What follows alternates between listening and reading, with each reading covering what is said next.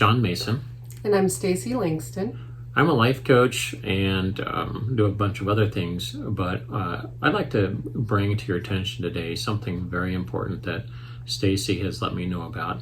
As you can tell, Stacy has shaved her beautiful hair off for a very important reason.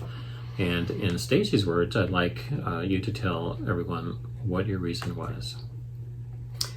Okay, well, I did this a few days ago, and I was in the process of growing out my hair, or really being undecided what to do with my hair because of the pandemic and not having a haircut. So I had an undercut and it had grown out, and it was like a wool scarf on my neck. And anyway, I decided to go ahead and put the redo my undercut. And then I was cruising around on Facebook and saw your post that goes into child sex trafficking, and just horrible things that are so much bigger than we realized, and it's gut-wrenching, and it invoked a huge response in me, and I just felt so sad, and felt like I needed an outward expression of that inward pain.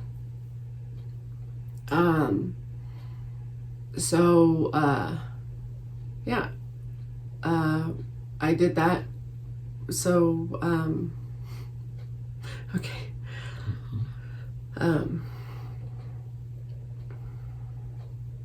I wanted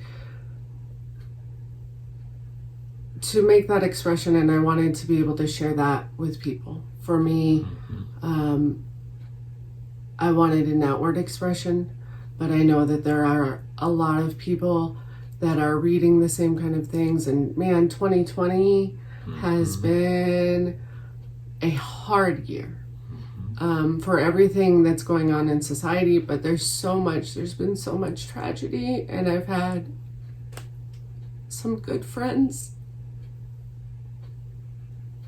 have some very deep losses, and it just gets overwhelming. And so it's a big part. I wanted to be able to move forward, I think, is the key thing. I wanted to be able to make this expression and not get stuck in it, because there have been times in my life that these emotions aren't new. Yes. But there's been times that it's dragged me down, and where I haven't been functional at all. So I went ahead and shaved my head so I could use that as a part of the process, like to take the next step, to acknowledge something that should have an impact, should cause those feelings, but to not get lost in those feelings, and to be able to keep going forward. It reminds me of how in Bible times, when people would grieve deeply, they would shave their head and cover themselves in sackcloth and ashes. And it's my belief that probably the majority of people watching this video right now can relate to how you're feeling. They just aren't sure what to do about it, but you've done something it's kind of not just a protest, but an expression of the pain. Yeah. And I think you've kind of gotten a little hint that there could be a movement going on where people might be doing that. Yeah, since I've done that, I've talked to some people. Actually, I've talked to at least 2 other young adults that were considering shaving their head, and I'm not sure what else is going on, but there's something about inner beauty, and I think that's a great thing. Yes. And yeah, so there's definitely a movement behind it somewhere. Yeah, this is powerful. So, what would you like the viewers to do with this? Well, I think what you mentioned is really important.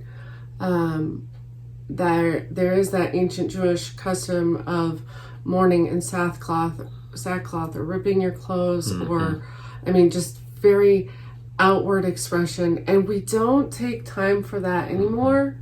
Like, shove it down and keep moving forward. And I think that's the root of a lot of addictions. Sometimes, we don't get a chance to process the pain. We don't give ourselves room to feel. We have to just keep going, and it traps our heart. And I think, God had a reason for that, for that mourning, and we don't do that anymore. We don't. Right. We just confine ourselves to these motions and expectations, and it's not healthy. And I can't live that way. I have dealt with addiction before, and I mean, even recently, just phone games, spending too much time playing Scrabble on my phone. But so whatever it is, we check out. And I've seen the most compassionate, beautiful people lose themselves to alcohol or drugs or phone games, TV, whatever it is. I want people to live with a whole heart, because I think you have to have these grieving times. You have to have this process so that you can stay intact, so you can move forward and make good things happen. Transition that darkness into light. That's right. So, and Stacy and I are interested in what you think. Absolutely. If you will, take some time to comment below or message us on Facebook and let us know your thoughts about this. And how do you handle these deep emotions? How do you move forward? Let us know. We're very interested. Thank you for taking the time to tune in and watch this little interview, and for sharing. We'll talk to you later. Everybody. Bye-bye. Make sure to leave a comment.